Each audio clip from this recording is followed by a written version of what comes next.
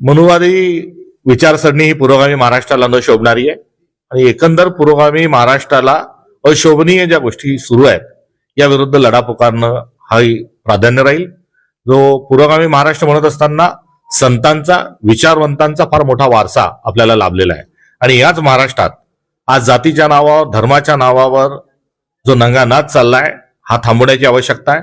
आज कोण कोणत्या जातीचा हे बघून जर लोक किराणा घ्यायला जात असतील, कोण कोणत्या जातीचा हे बघून जर वारकरी संप्रदायामध्ये कुठे कीर्तनाला महाराज जर बोलवल्या जात असतील तर ही बाब अत्यंत अशोभनीय आहे.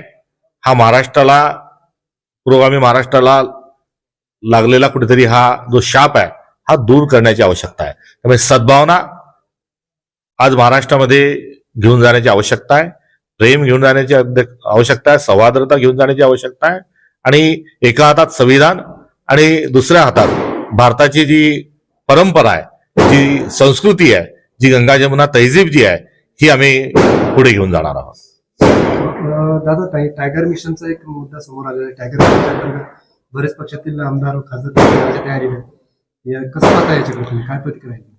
इंग्रजांचा विचार इंग्रज गेल्यानंतर पुढे घेऊन जाणारे काही राजकीय पक्ष आज दुर्दैवाने सत्तेत आहेत आणि फोडा तोडा आणि राज्य करा हे इंग्रजांचं मूल्य ते अजूनही जोपासत आहेत.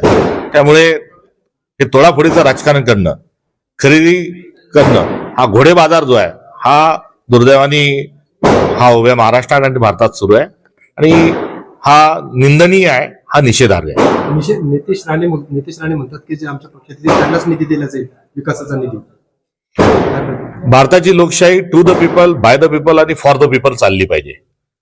मात्र आता दुर्दैवाने to the MLA, by the MLA, for the MLA आणि तेही सत्ताधारी हे जे मूल्य स्वीकारलं गेलेलं आहे याच ते एक घातक प्रतीक आहे. ये fight against criminal daily news